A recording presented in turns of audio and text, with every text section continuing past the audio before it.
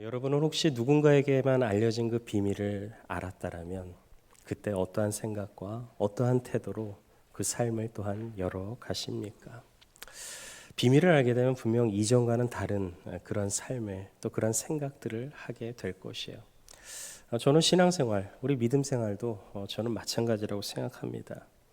우리가 단순히 교회를 다니는 것, 그것만이 아니라 하나님의 그 감추어진 그 비밀을 아는 사람이라면, 하나님의 그 비밀이 감추어진 것을 아는 사람이라면 우리의 삶은요, 이전과 결코 같을 수는 없을 것입니다. 지난주 하나님의 그 비밀이 무엇인지 잠시 살펴보았죠. 우리 하나님께도 1급 비밀이 있었다라는 것이요. 그 시작이 무엇이었습니까? 예수 그리스도였죠. 예수 그리스도를 통한 그 구원, 결국 그 구원은 하나님의 몸 되신 공동체 이 교회를 통해서 계속해서 이루어지고 확장되어 간다라는 것입니다. 그리고 오늘 본문에서 사도 바울은요, 이 놀라운 비밀을 깨달은 사람의 그 인생이 어떠해야 되는지 그것을 구체적으로 또한 이야기해주고 있습니다. 바라기는 오늘 이 말씀을 통하여서 단순히 우리가 그 비밀을 아는 것으로 끝나는 것이 아니라 그 비밀을 아는 사람답게 그에 걸맞는 그에 합당한 삶을 살아가신 그런 귀한 은혜가 저와 여러분 가운데 임하길 주님의 이름으로 축원합니다. 성경은 분명히 이야기합니다. 우리가 이 비밀을 깨달은 것, 그것은 우리의 지식이 결코 아니다라는 것을, 우리의 노력도 아니다라는 것을 성경은 분명히 말합니다. 결국 이것이 무엇이냐? 계시입니다. 계시. 하나님께서 감추어 주셨던 그것을 보여주신 것, 그것이 바로 계시입니다. 감추어 준 것을 우리에게 보여주신 것이죠.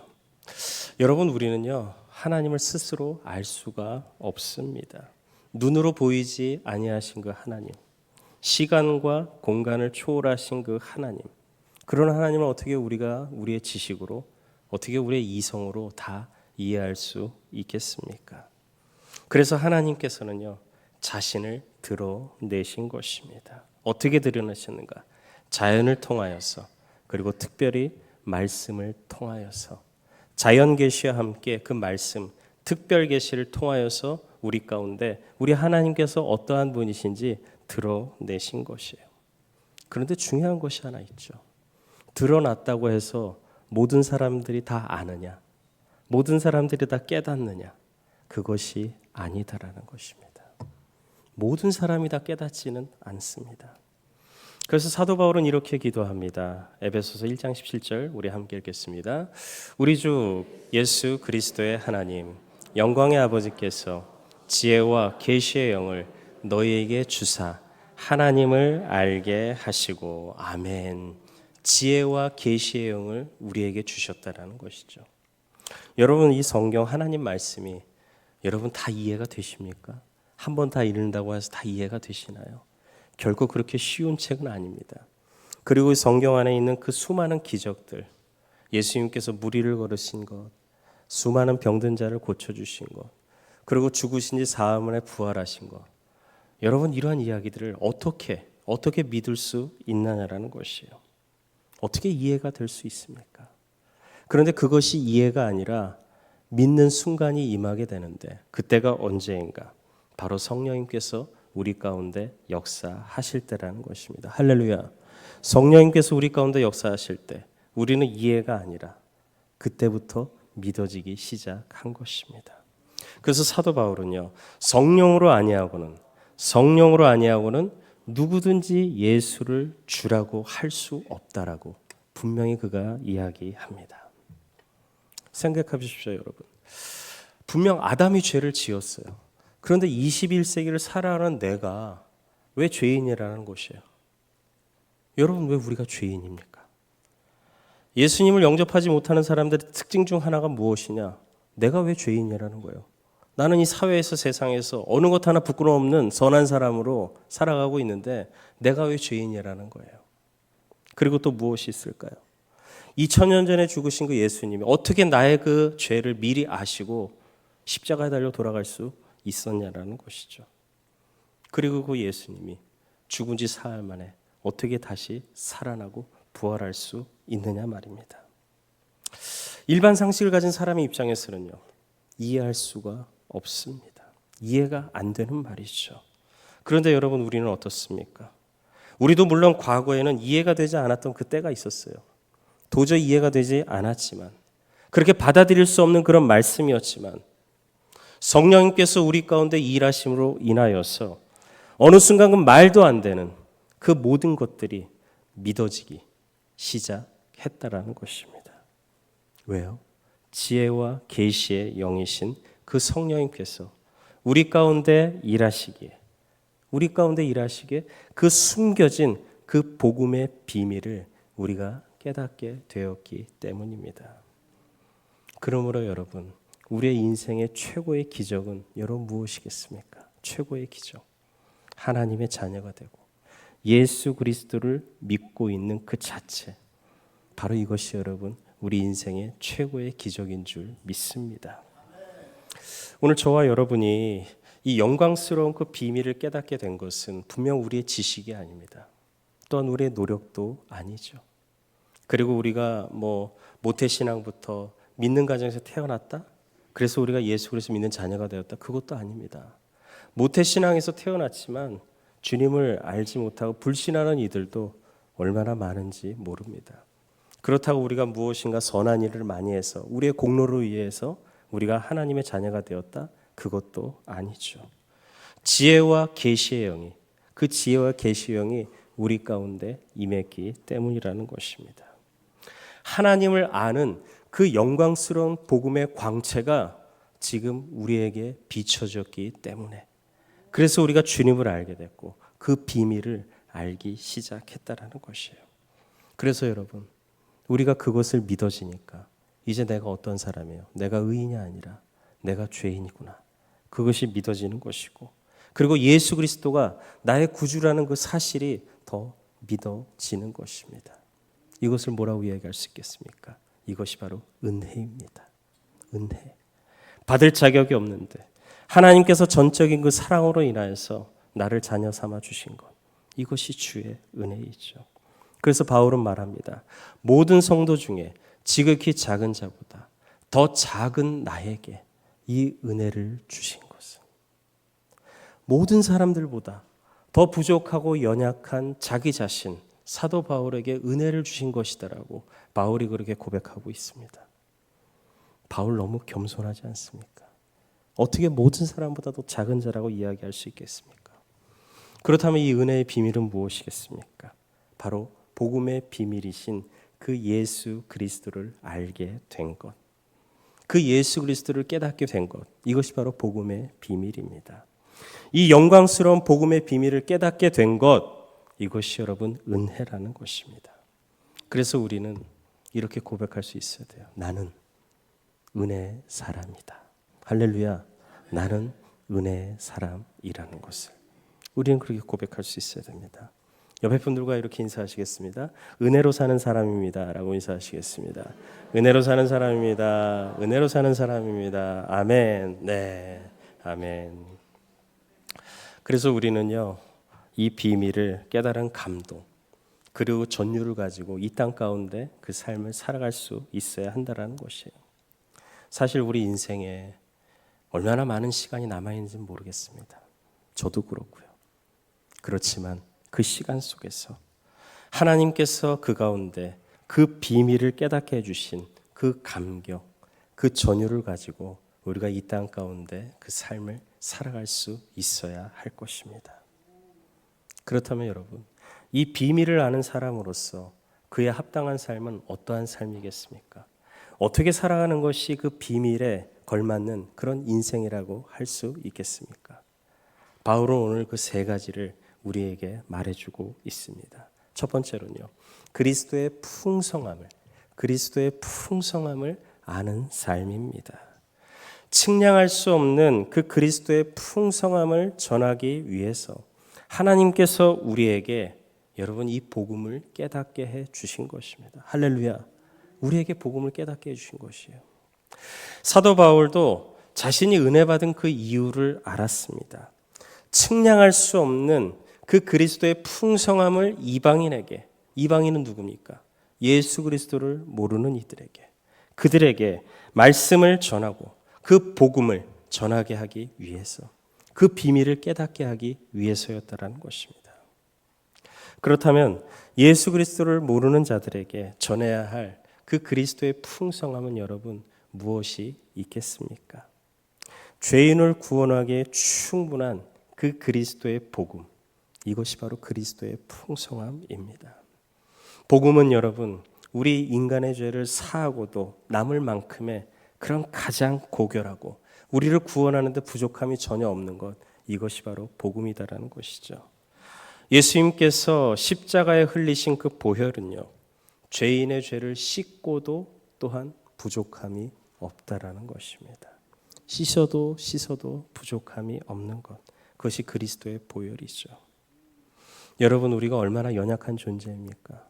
하루하루의 삶을 살아가면서 우리는 얼마나 많이 넘어지고 또 우리는 얼마나 많이 연약합니까? 그럴 때마다 주님의 보혈을 의지하고 또 의지하며 우리는 일어설 수 있다라는 것이죠.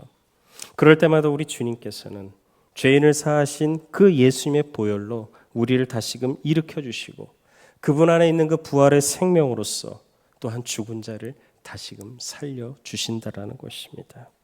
그리스도의 그 풍성함, 그리스도의 풍성함은요, 퍼내고 퍼내도 더 마를 것이 없다라는 것이에요. 결코 마르지 않는 샘물과도 같다라는 것입니다. 바로 이것이 주님의 보혈의 풍성함입니다. 그래서 예수님께서 수가성 여인에게 이렇게 말씀하시잖아요. 내가 주는 물을 마시는 자에겐, 내가 주는 물을 마시는 이는 더 이상 이제 영원히 목마르지 않는다라고 우리 주님께서 말씀하신 것입니다. 하나님께서 지혜와 계시의 영을 통하여서 우리에게 이 영광스러운 그런 비밀을 깨닫게 하신 것, 그것은 여러분 단순히 나만을 나를 위한 그런 구원이 아니다라는 것이, 그 비밀의 영광을 누리기 위해서는요, 측량할 수 없는 그 그리스도의 풍성함을 주님을 모르는 이들에게 우리는 전할 수 있어야 합니다. 그러므로 이제 우리는요, 그리스도의 측량할 수 없는 그 풍성함을 우리가 전할 수 있어야 합니다. 이 비밀을 깨달은 자가 최고의 선물을 줄 수 있는 그 비결, 그 비밀은 바로 그리스도의 풍성함을 전하는 것이에요. 다른 이들에게. 그런데 문제가 하나 있을 수 있어요. 그것이 무엇이냐? 오늘 내 안에 그리스도의 풍성함보다 세상의 풍성함, 그 세상의 가치, 세상의 정욕, 이것이 더 풍성하다 보면요, 그리스도의 풍성함을 전하기가 어렵다라는 것입니다. 세상의 풍성함이 많으면 많을수록 그리스도의 풍성함은요, 자리 잡기가 어렵다라는 것이에요. 반대로 말한다면 그리스도의 풍성함이 내 안에 가득하면 세상의 풍성함은 또한 작아질 수밖에 없다라는 것. 그래서 세상의 풍성함과 그리스도의 풍성함은 서로 공존할 수가 없습니다. 우리가 진정 이 비밀을 깨달은 자로서 그리스도의 풍성함을 전하고 살아가고자 한다라면 오늘 우리 가운데 그 어떤 것보다 그리스도의 풍성함이 내 마음 가운데 더 풍성해져야 한다라는 것이에요. 자, 그렇다면 여러분, 과연 내 안에, 여러분 안에 그 그리스도의 풍성함이 어느 정도 있으십니까? 그 그리스도의 풍성함이 어느 정도 자리 잡고 있습니까? 예수님께서 이 땅 가운데 오신 목적을 분명히 말씀하십니다.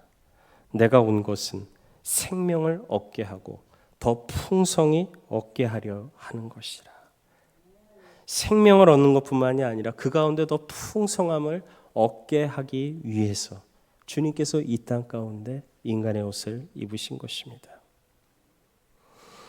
예수 그리스도 안에서 그 생명의 풍성함을 더 우리는 누릴 수 있어야 됩니다. 그래서 주님께서 진정 우리 가운데 원하시는 것은 예수님을 믿고 그리고 구원을 얻는데 그것만 있는 것이 결코 아니다라는 것이죠.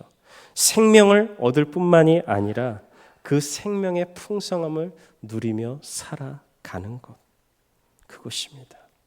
그렇다면 내 안에 점검이 필요하지 않겠습니까? 그리스도의 그 풍성함이 어느 정도인지.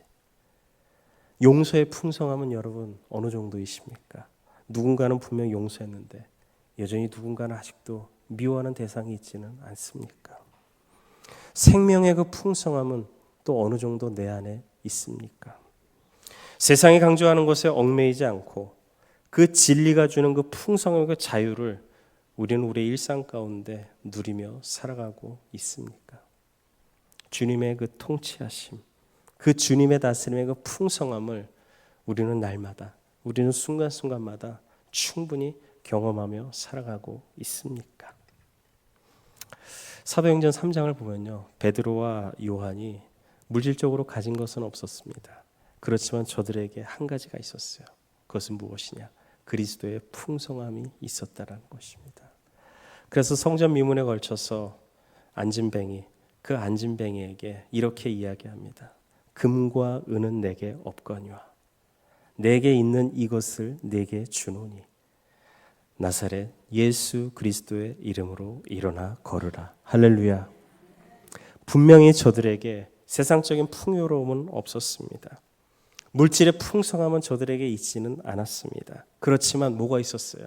그리스도의 풍성함이 바로 저들에게 있었다라는 것입니다. 그래서 나면서부터 안진뱅이가 된 자에게 그리스도의 풍성함을 전해 준 것입니다.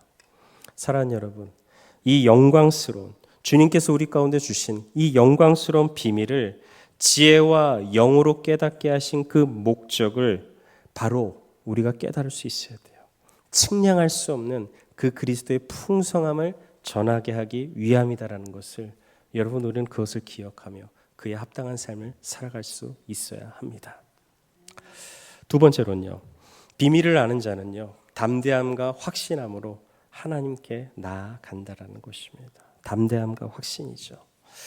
그를 믿음으로 해서 그는 누구냐? 바로 예수 그리스도입니다. 예수 그리스도를 믿고 영접한 사람, 그 비밀을 깨달은 사람은요, 담대함과 확신을 가지고 하나님께 나아갈 수 있는 것입니다. 여러분, 원래 우리는요, 하나님께 나아갈 수 없는 그런 존재였습니다. 어떻게 죄인이 거룩하신 하나님 앞에 나아갈 수 있겠습니까? 구약 시대에도 대제사장이 단 한 번 하나님을 뵐 수 있는 그런 시간이 있었습니다. 그런데 기쁨으로 나아갔느냐? 그렇지 않았습니다. 두려움으로 나아갈 수밖에 없었어요. 왜냐하면 부정하면 자기가 죽기 때문에 두려움으로밖에 하나님 앞에 나아갈 수밖에 없었어요. 그런데 놀라운 사건이 일어납니다. 예수님께서 십자가 달려 돌아가실 때, 그때 무슨 일이 일어났는가? 성소의 휘장이 위에서 아래로 찢기는 사건이 발생합니다. 성소의 휘장은요, 우리가 아는 것처럼 가벼운 천이나 커튼 그 정도가 아닙니다. 성인 장년이 몇 명이 달려붙어도 위에서 아래로 찢는 것이 어려운 그 휘장이 우리 주님께서 십자가 달려 돌아가실 때 찢겨 나간 것이에요. 결국 이것이 찢기게 되자, 우리의 죄값이 지불되자 드디어 우리가 하나님의 보좌 앞으로 나아갈 수 있는 그 길이 열리게 된 것입니다. 할렐루야. 이제 우리가 나아갈 수 있는 그 길이 열리게 된 거예요. 그래서 히브리서 기자는요, 그 길을 뭐라고 얘기하는가? 새로운 살 길이라고 이야기합니다. 새로운 살 길.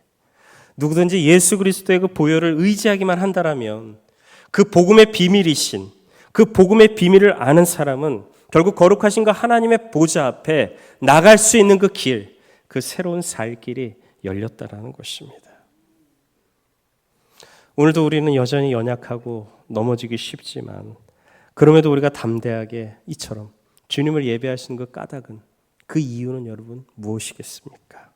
하나님께서 그 복음의 비밀을 우리에게 깨닫게 해 주셨기 때문입니다. 그래서 히브리서 기자는요, 우리는 긍휼하심을 받고 때를 따라 돕는 은혜를 얻기 위하여 은혜의 보좌 앞에 담대히 서게 한다라고 그렇게 고백합니다. 여러분, 우리에게는요, 때를 따라 돕는 하나님의 은혜가 필요합니다. 늦은 비도 필요하고요, 이른 비도 분명 우리에게 필요합니다. 그 은혜의 빗줄기가, 그 은혜의 햇살이 계속해서 우리의 삶을 비춰줘야 한다라는 것이죠. 하나님께서는 저와 여러분에게 새로운 살 길을 허락해 주셨고, 은혜의 보좌 앞에 담대하게 설 수 있도록 그 믿음을 우리 가운데 허락하셨다라는 것입니다. 하나님께서 허락하신 이 비밀을 깨달은 저와 여러분은요, 당돌한 자로서가 아니라 당당한 자로서 그 삶을 우리가 이 땅 가운데 그 삶을 살아가야 될 줄로 믿습니다. 셋째로는요, 이 비밀을 깨달은 사람은 환난을 당해도 낙심하지 않는데, 우리 13절 함께 읽겠습니다. 그러므로 너희에게 구하노니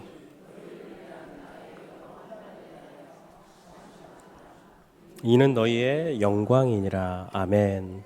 에베소서는 말 그대로 에베소 교회 성도들에게 쓴 편지가 바로 에베소서입니다. 지금 바울은 옥에 갇혀 있는 상황이죠. 옥에서 쓴 편지가 바로 에베소서죠. 바울이 옥에 갇혀 있다 보니까 여러 가지 어려움이 있습니다. 그런데 그것을 듣고 에베소 교회 성도들이 걱정했다라는 것이에요. 그 걱정한 것을 지금 바울이 그렇게 표현하고 있는 것입니다. 하지만 바울은 지금 자신이 옥에 갇혀 있다는 그 사실에 대해서, 또한 자기가 겪는 그 환난에 대해서 결코 낙담하거나 불평하지 않았다라는 것입니다. 바울은 결코 자신이 잘못이 아니라 복음 때문에, 복음을 전하는 것 때문에 자신이 옥에 갇혔다라는 그 사실로 인하여서 결코 그것에 부끄러워하지 않았다라는 것이죠. 그렇다고 이 모든 것이 성령의 도우심으로 그 바울이 당한 환난이 쉬워졌느냐, 가벼워졌느냐? 또 그렇지도 않습니다. 성령님이 여러분 함께 하신다고 해서요, 그 십자가의 무게는 결코 가벼워지지 않는다라는 것이죠. 모든 환난이 그렇지 않습니까? 우리 그리스도인들이 겪는 환난 역시 똑같이 힘들고 그리고 고통스럽고 정말 많이 힘겨울 때가 있습니다. 하지만 바울이 이런 환난에 대해서 낙심하지 않았던 것, 그것은 다른 것이 아니라 도리어 이 모든 것들이 다 영광이라는 그런 사실을 바울이 깨달아 알았기 때문입니다. 바울이 알았던 것이에요. 바울은 이 복음 때문에 얼마나 많은 사람들이 은혜의 풍성함을 누리게 되었는지 그것을 바울이 알았던 것이죠. 그래서 바울은 옥에 갇혀 있음에도 불구하고 그것에 대해서 불평하고 낙담하는 것이 아니라 결국 감사와 기쁨의 고백을 그렇게 할 수 있었다라는 것입니다. 내가 옥에 갇힘으로 복음이 더 진전되고 있다라는 것, 복음이 더 전파되고 있다라는 것, 그리고 복음의 영광이 나에게 임하고 있다라는 것을 바울은 알았던 것이죠. 그것을 에베소 교회 성도들도 동일하게 알기를 원하는 마음에 지금 바울이 이렇게 표현하고 있었던 것입니다. 비록 고난이라는 것은 힘들지만 복음으로 인한 그 고난은요, 반드시 복음 전파의 유익을 가져다 주면서 마침내 영광의 상급으로 오게 될 것이다라는 것, 그 면류관으로 오게 될 것을 바울은 보고 또한 알고 있었습니다. 그렇게 영광스러운 그 비밀을 깨달은 자는요, 고난을 당한다 할지라도, 환난을 당한다 할지라도 결코 두려워해서는 안 됩니다. 할렐루야. 낙담하거나 포기하거나 실망해서도 안 됩니다. 이 비밀을 모르는 사람들은, 이 비밀을 모르는 자는 분명 낙심할 수 있어요. 그런데 우리가 기억해야 될 것은 무엇입니까? 고난이 주는 무게가 아니죠. 고난이 주는 그런 무게가 중요한 것이 아니라 결국 이 비밀, 그 그리스도, 그 복음의 은혜를 아느냐 모르느냐, 그것이 결국에 우리가 이겨낼 수 있는 관건이 될 수 있다라는 것입니다. 하나님께 사랑하시는 여러분, 우리는요 여러분, 세상에 알지 못하는 그 비밀을 아는 사람입니다. 할렐루야. 세상에 알지 못하는 그 비밀을 아는 사람, 그렇다면 여러분 그에 합당한 삶을 살아가야 되지 않겠습니까? 천사도 알지 못했던 그 비밀, 만세전부터 감춰둔 그 비밀을 우리 하나님께서 드러내시면서 우리 가운데 깨닫게 하셨다라는 것입니다.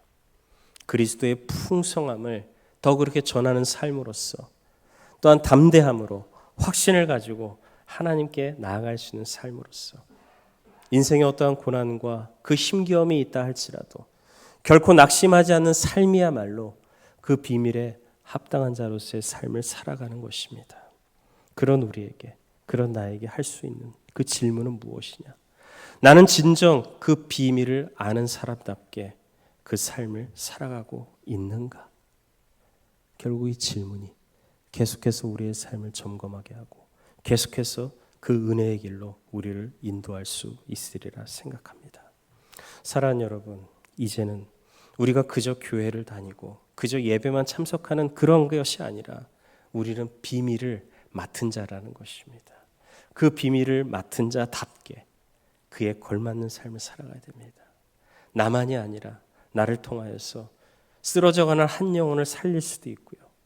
무너져가는 한 가정이 있다면 그 가정을 살릴 수도 있고, 내 일터와 또한 내 모든 사회의 모든 지경들을 살릴 수 있는 그런 하나님의 사람으로서 그에 합당한 삶을 살아갈 수 있는 그런 귀한 은혜가 저 여러분의 삶 가운데 임하시길 주님의 이름으로 축복합니다.